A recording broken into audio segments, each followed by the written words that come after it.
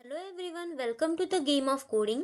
आशा करते की तुम्ही सगळे मस्त असाल. आजच्या लेक्चरमध्ये आपण इंट्रोडक्शन टू सी प्रोग्रॅमिंग हा टॉपिक शिकणार आहोत.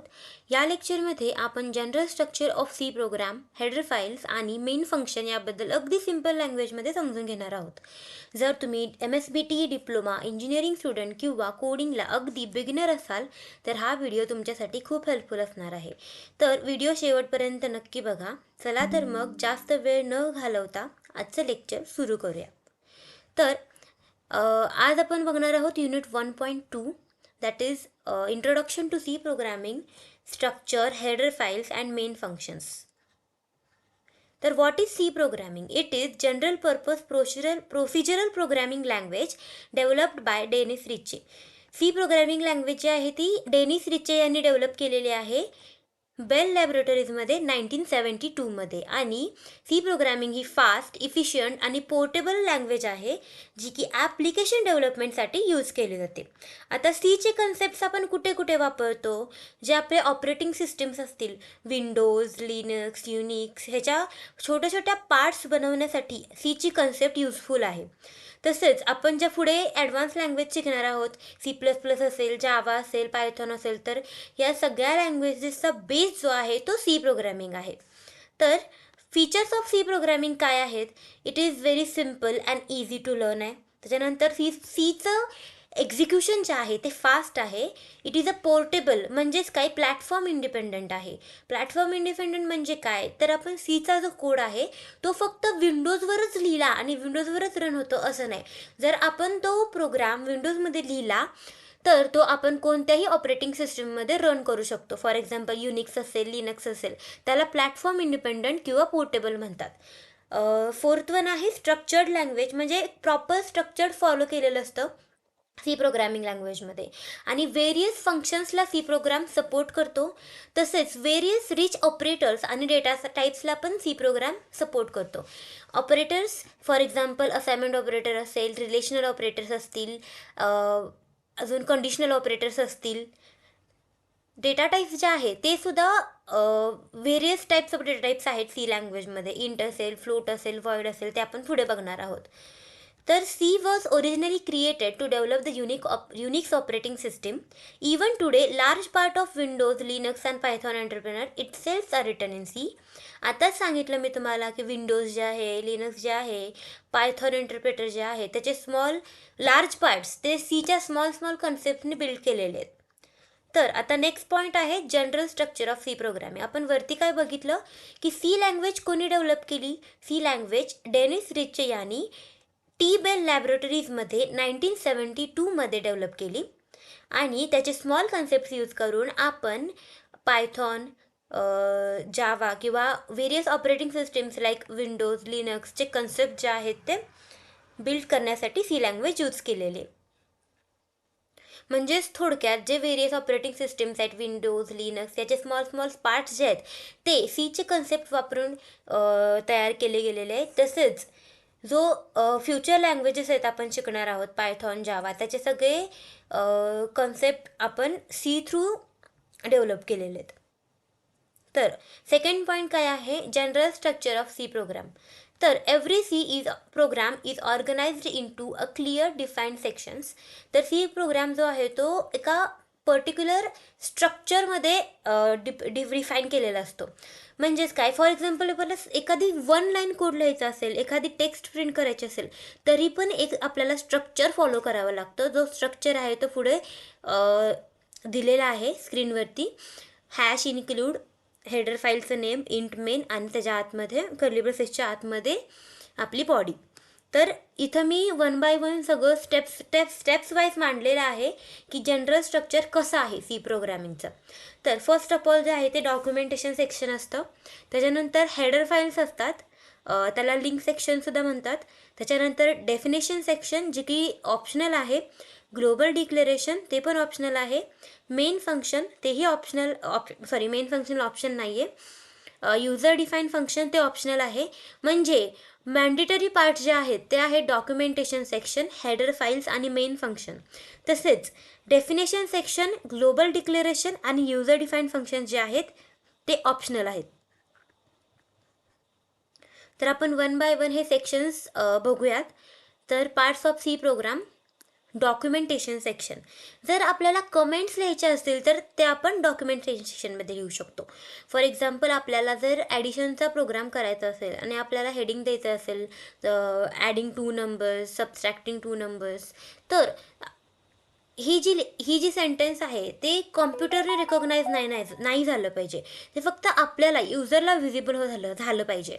मग असे जे सेंटेन्स लिहिण्यासाठी आपण कमेंट्स यूज करतो, ते कमेंट्स आपण डॉक्युमेंटेशन सेक्शनमध्ये लिहितो. त्याच्यामध्ये 2 टाईप्स ऑफ कमेंट्स असतात. एक तर सिंगल लाईन कमेंट्स असतात किंवा मल्टी लाईन कमेंट्स असतात. सिंगल लाईन कमेंट जे आहे ते डबल स्लॅशने लिहिली जाते आणि मल्टी लाईन कमेंट जे आहे ते स्लॅश स्टार आणि स्टार स्लॅश यूज करून लिहिली जाते. तर कमेंट्स काय आहेत ते की फक्त ह्युमनसाठी असतात, कॉम्प्युटरसाठी नसतात. म्हणजेच काय की आपल्याला रिडेबिलिटी इम्प्रूव्ह होते. म्हणजे आपल्याला समजते की हा प्रोग्राम कशाचा आहे, हे सेक्शन कशाचं आहे, ह्या सेक्शनमध्ये नक्की काय केलेलं आहे, आणि जो की टोटली इग्नोर केलं जातं कंपायलर थ्रू किंवा कॉम्प्युटर थ्रू, त्याला डॉक्युमेंटेशन सेक्शन म्हणतात. त्याच्यानंतर लिंक सेक्शन आहे. लिंक सेक्शनमध्ये आपण हेडर फाईल्सला लिंक करतो. Header files are included using #include directory. This section links your program to pre written library code, so you don't have to write everything from scratch. For example, printf किंवा scanf असतील तर ह्या 2 फंक्शन्सची definition जी आहे ती एका header फाईलमध्ये save केलेली आहे आणि ती हेडर फाईल फक्त आपल्याला आपल्या प्रोग्राममध्ये इन्क्ल्यूड करून घ्यायची आहे, सो दॅट की आपण आपल्या प्रोग्राममध्ये प्रिंटएफ किंवा स्कॅनएफ हे 2 फंक्शन्स यूज करू शकतो ॲज इट इज. आपल्याला ह्या दोन्हीसाठी एक स्पेसिफिक कोड लिहायची, त्याच्या लॉजिकपासून बेसपासून कोड लिहायची गरज लागणार नाही. त्यासाठी आपण ती हेडर फाईल लिंक करतो आपल्या प्रोग्राममध्ये.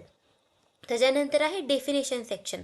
तर डेफिनेशन सेक्शनमध्ये काय केलं जातं की फॉर एक्झाम्पल, आता मॅथमॅटिक्समध्ये पायची व्हॅल्यू काय असते, कॉन्स्टंट असते.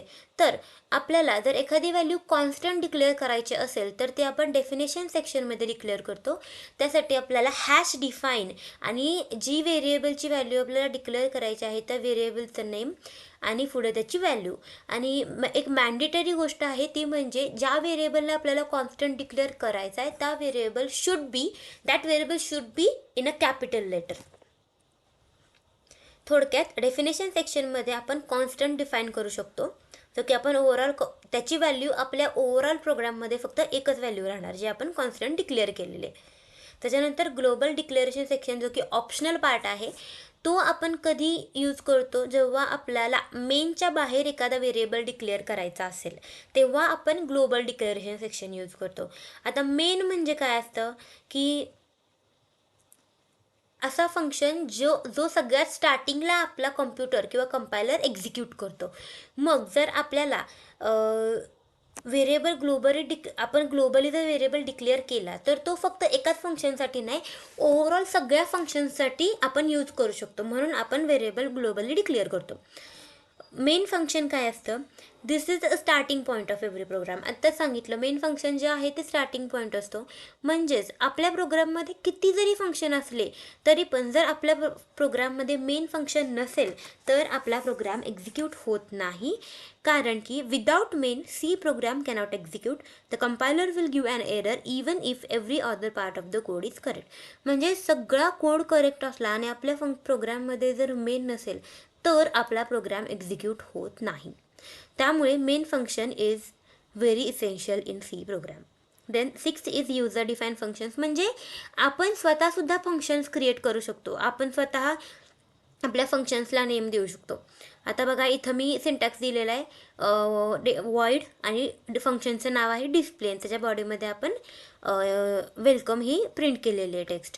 तर आपल्याला समजा फॉर एक्झाम्पल ॲडिशनचा वेगळा फंक्शन क्रिएट करायचा आहे, सबस्ट्रॅक्शन करायचं आहे, मल्टिप्लिकेशन अँड सो ऑन आपल्याला सगळं एकाच प्रोग्राममध्ये करायचं आहे, तर आपण प्रत्येक ऑपरेशनचे वेगवेगळे फंक्शन्स क्रिएट करू शकतो. For example void add, void subtract असे.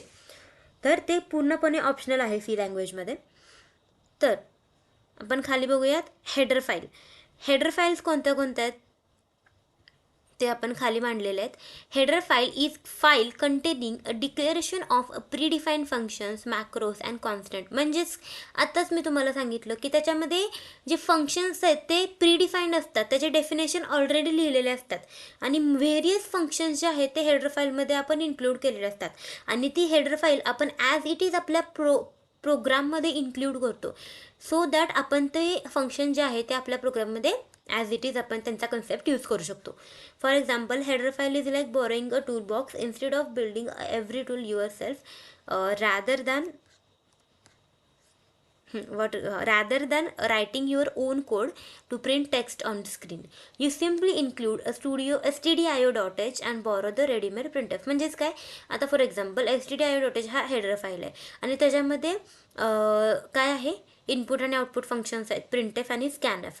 तर आपल्याला जर प्रिंटफ आणि स्कॅनफ यूज करत असेल तर आपण डायरेक्ट stdio.h हे हेडर फाईल आपण इन्क्लूड करू शकतो आपल्या प्रोग्राममध्ये.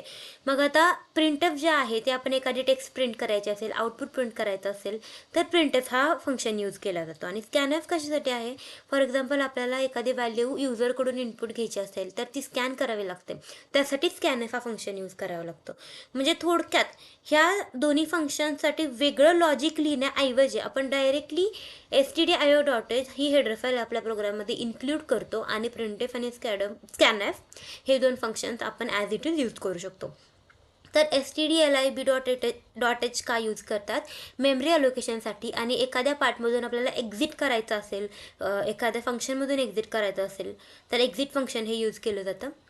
त्याच्यानंतर आहे math.h, म्हणजे व्हेरियस मॅथमॅटिकल फंक्शन्स आपल्या परफॉर्म करायचे असतील, फॉर एक्झाम्पल स्क्वेअर रूट काढायचं असेल, एखाद्या व्हॅल्यूची पॉवर काढायची असेल तर आपण POW किंवा SQRT यूज करतो. त्यासाठी आपल्याला math.h ही हेडर फाईल इन्क्लूड करावी लागते. त्याच्यानंतर आहे string.h. string.h कशासाठी यूज करतात की स्ट्रिंग हँडलिंग फंक्शन्स जे आहेत, कॉन्कॅटिनेशन करायचं असेल किंवा एखाद्या स्ट्रिंगला मर्ज करायचं असेल तर व्हेरियस फंक्शन्स अवेलेबल आहेत, ते फंक्शन्स यूज करण्यासाठी आपल्याला स्ट्रिंग.h हेडर फाईल जी आहे ती इन्क्लूड करावी लागते.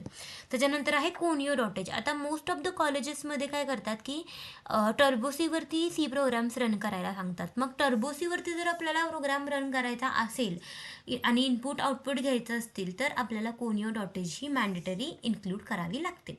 तर हे हेडर फाईल्स आहेत जे की आपल्याला सीएमध्ये शिकायचे आहेत. तर for example, #include stdio.h allows the use of printf to display output and scanf to read the input from the keyboard, two of the most frequently used functions in the beginner C program. म्हणजेच काय, आताच तुम्हाला मी सांगितलं की stdio.h आपण जर include केला तर आपण प्रिंटफ जे आहे ते यूज करू शकतो फंक्शन एखादा आउटपुट डिस्प्ले करण्यासाठी आणि स्कॅनफ यूज करू शकतो कीबोर्ड थ्रू आपण एखादी व्हॅल्यू इनपुट घेण्यासाठी. तर ॲडव्हान्टेजेस काय आहेत की प्रोग्रॅमिंग टाईम सेव्ह होतो. आपण जो ऑलरेडी जो कोड लिहून ठेवला आहे प्रिंटफचा आणि स्कॅनफचा stdio.h मध्ये तो आपण रियूज करू शकतो, इझी मेंटेन करू शकतो, स्टँडर्ड लायब्ररीला सपोर्ट करतो. तसंच आता विदाऊट हेडर फाईल्स काय होतं की आपल्याला जे आहे ते इनपुट आउटपुटचं जे लॉजिक आहे ते आपल्याला डबल लिहावं लागेल. ओके, त्याच्यासाठी आपल्याला लार्ज कोड होईल. ओके, मग तो जो आहे तो प्रॉब्लेम आपल्याला अवॉइड करायचा आहे, त्यामुळे आपण हेडर फाईल इन्क्लूड करतो. तर आता आपण जर हेडर फाईल्स इन्क्लूड केल्या नाहीत तर आपल्याला जे ऑलरेडी रेडीमेड फंक्शन्स आहेत, जे टेस्टेड फंक्शन्स आहेत ते आपल्याला यूज करता येणार नाहीत. तसेच कोड जो आहे तो लॉंग होणार, रिपिटेटिव्ह होणार आणि एररला पण म्हणजे जास्त एररच्या शक्यता असणार. So this is the overall concept of header file की एखाद्या फंक्शनची डेफिनेशन जी आहे ती त्या हेडर फाईल्समध्ये स्टोअर केलेली असते आणि ती हेडर फाईल आपण डायरेक्टली आपल्या प्रोग्राममध्ये इन्क्लूड करतो, सो दॅट की आपण ते फंक्शन ॲज इट इज आपल्या प्रोग्राममध्ये आपण यूज करू शकतो आपला कोड रन करण्यासाठी. So the next point is main function.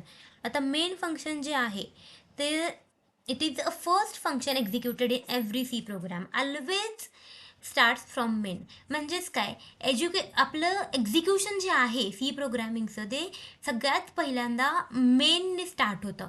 म्हणजे सगळ्यात पहिला फंक्शन जो एक्झिक्यूट होतो तो आहे मेन फंक्शन. तो आपण खाली सिंटॅक्स दिलेला आहे, इंट मेन कर्ली ब्रेसेसमध्ये स्टेटमेंट्स आणि रिटर्न 0. आता जर आपण इथं इंट मेन वापरलेला आहे तर त्याचा अर्थ की आपली जी मेन आहे ती काहीतरी व्हॅल्यू रिटर्न करते. आणि जर पर्यंत वॉइड मेन वापरला तर आपल्याला रिटर्न लिहायची गरज लागत नाही.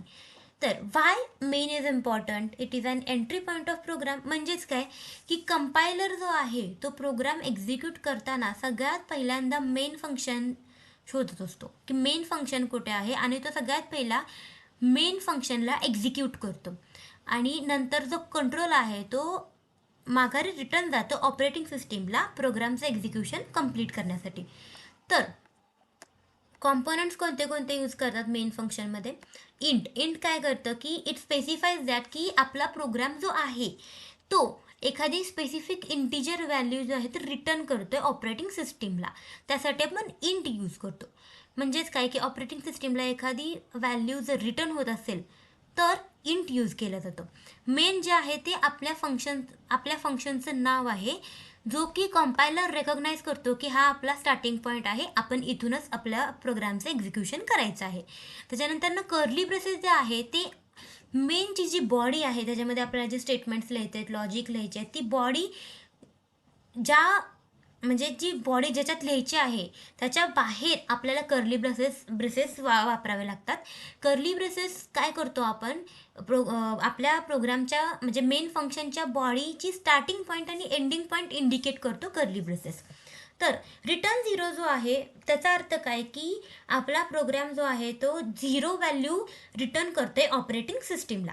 आणि त्याचा अर्थ असा असतो की आपला प्रोग्राम जो आहे तो विदाउट एरर रन झालेला आहे. म्हणजे बिगिनरला डाऊट असतो की Y return 0 not any other number. म्हणजेच काय की फक्त रिटर्न 0च का, रिटर्न 1 का नाही? तर रिटर्न 0 म्हणजे काय आहे की आपल्या प्रोग्राममध्ये कोणताही एरर नाही आहे. जर कोणताही एरर असेल आपल्या प्रोग्राममध्ये तर 0 रिटर्न होत नाही, दुसरी कोणती तरी व्हॅल्यू रिटर्न होते. For example return 1. म्हणजे याचा अर्थ काय की आपल्या प्रोग्राममध्ये एरर आहे आणि आपलं एक्झिक्युशन झालेलं नाही. देअर फॉर रिटर्न 0 यूज केलं जातं. म्हणजेच काय की आपल्या प्रोग्राममध्ये एरर नाही आहेत. होप तुम्हाला हे समजलं असेल की रिटर्न 0च का यूज करतात. तर आपण एकदा वरती रिव्हिजन करूयात आतापर्यंत शिकलेल्याचं. तर काय आहे सी प्रोग्रामिंग म्हणजे काय आहे? It is a general purpose procedural programming language जी की डेनिस रिचे यांनी एटी अँड टी बेल लॅबोरेटरीजमध्ये 1972मध्ये डेव्हलप केलेली आहे. जी की फास्ट आहे, इफिशियंट आहे, रिलायबल आहे, वाईडली युज्ड आहे. तुम्ही काही पण ठोकू शकता, तुम्हाला जसं वाटेल तसं तुम्ही एक्झाममध्ये लिहू शकता. Fast, reliable, portable, user friendly, जी की ॲप्लिकेशन डेव्हलपमेंटसाठी यूज केली जाते. त्याच्यानंतर फीचर्स आपण बघितले जे की सिम्पल आहे, फास्ट एक्झिक्युशन होतं, पोर्टेबल आहे म्हणजे आपण ते विंडोज, लिनक्स कोणत्याही ऑपरेटिंग सिस्टीममध्ये आपण रन करू शकतो. स्ट्रक्चर्ड आहे, मल्टिपल फंक्शन्सला सपोर्ट करतं, ऑपरेटर्सला सपोर्ट करतं, डेटा टाईप्सला सपोर्ट करतं. त्याच्यानंतर आपण बघितलं जनरल स्ट्रक्चर ऑफ सी, त्याच्यामध्ये डॉक्युमेंटेशन सेक्शन असतं, हेडर फाईल्सचं सेक्शन असतं, definition section, global declaration, main function, user defined functions. त्याच्यामध्ये डेफिनेशन सेक्शन, ग्लोबल डिक्लेरेशन आणि युजर डिफाईन्ड फंक्शन जे आहेत ते ऑप्शनल असतात. त्याच्यानंतर आपण शिकलो की सिंगल लाईन कोड जरी असला किंवा सिंगल लाईन टेक्स्ट जरी आपल्याला डिस्प्ले करायचा असला तरीसुद्धा आपल्याला एक हे स्पेसिफिक स्ट्रक्चर फॉलो करावंच लागतं, जे तुम्हाला स्क्रीनमध्ये मी जनरल फॉर्मॅटमध्ये दिलेलं आहे. त्याच्यानंतर आपण डॉक्युमेंटेशन सेक्शन बघितलं, जे की आपण कमेंट्स लिहिण्यासाठी यूज करतो. म्हणजे आपल्याला फॉर एक्झाम्पल आपण स्टिकी नोट्स यूज करतो की हा खालचा पार्टमध्ये आपण काय लिहिलेलं आहे, तसंच आपण कमेंट्समध्ये लिहितो की हा प्रोग्राम कशाचा आहे, हा सेक्शन कशाचा आहे, जो की फक्त ह्युमन रिकग्नायझेबल असतो. कॉम्प्युटर त्याला पूर्णपणे इग्नोर करतो. कॉम्प्युटर कमेंट्समधले लाईन्स एक्झिक्यूट करत नाही. त्याच्यानंतर लिंक सेक्शन आहे जिथं आपण हेडर फाईल्स इन्क्लूड करतो. त्याच्यानंतर डेफिनेशन सेक्शनमध्ये आपण कॉन्स्टंट डिक्लेअर करतो. ग्लोबल डिक्लेरेशनमध्ये आपण जर आपल्याला सगळ्या फंक्शनसाठी एक व्हेरिएबल डिक्लेअर करायचा असेल तर आपण त्याला ग्लोबल डिक्लेअर करतो मेन फंक्शनच्या बाहेर. त्याच्यानंतर मेन फंक्शन आपण बघितलं जो की स्टार्टिंग पॉईंट असतो आणि कंपायलर जो आहे तो सगळ्यात पहिल्यांदा मेन फंक्शन एक्झिक्यूट करतो. त्याच्यानंतर आहे युजर डिफाईन फंक्शन जे की आपण स्वतःहून आपले ओन फंक्शन्स क्रिएट करू शकतो. त्याच्यानंतर आपण हेडर फाईल्स बघितल्या. हेडर फाईल्समध्ये आपण बघितलं की आपण एखाद्या फंक्शनची डेफिनेशन जी आहे ती एका हेडर फाईलमध्ये स्टोअर करतो आणि ॲज इट इज आपण ती हेडर फाईल आपल्या कोडमध्ये इन्क्लूड करून घेतो सो दॅट की आपण ती फंक्शन आपल्या कोडमध्ये ॲज इट इज यूज करू शकतो. व्हेरियस हेडर फाईल्स बघितल्या stdio.h, math.h, stdlib.h, string, conio.h आणि आपण एक्झाम्पल पण बघितलं stdio.hचं, त्याचे ॲडव्हान्टेजेस बघितले. त्याच्यानंतर आपण मेन फंक्शन बघितलं की जे स्टार्टिंग पॉईंट असतो. आपण त्याचे कॉम्पोनंट्स बघितले. इंट म्हणजे काय, मेन म्हणजे काय, कर्ली ब्रेसेस काय असतात, रिटर्न 0 काय असतं, हे सगळं आपण बघितलं. आणि आपण आता नेक्स्ट लेक्चरमध्ये एक फुल एक्झाम्पल बघणार आहे आपल्या सी प्रोग्रॅमिंगच्या स्ट्रक्चरचं, जे की मी तुम्हाला नेक्स्ट लेक्चरमध्ये एक्सप्लेन करून सांगणार आहे. आजच्या लेक्चरसाठी मी इथे स्टॉप करणार आहे. नेक्स्ट लेक्चर तुम्ही एक्झाम्पल्ससहित तुम्हाला मी कोड रन करून सांगणार आहे की एक्झॅक्टली हे स्ट्रक्चर कसं वर्क करतं. So that's all for today's lecture. आज काही तुम्हाला जर व्हॉईसमध्ये प्रॉब्लेम आला असेल तर मला कमेंट्समध्ये नक्की सांगा. सो आज आपण introduction to C programming, general structure of C programming, त्याच्यानंतर हेडर फाईल्स, मेन फंक्शन हे टॉपिक समजून घेतले. मला आशा आहे की तुम्हाला हा लेक्चर समजलं असेल. तरीही काही डाऊट असतील तर कमेंट सेक्शनमध्ये नक्की विचारा. मी नक्की रिप्लाय देण्याचा प्रयत्न करेन. जर हा व्हिडिओ तुम्हाला युजफुल वाटला असेल तर लाईक करा, शेअर करा आणि अशाच कोडिंग ट्युटोरियल्ससाठी द गेम ऑफ कोडिंग चॅनलला सबस्क्राईब करायला विसरू नका. Thank you so much for watching. See you in the next lecture. Until then, keep learning, keep coding, happy coding.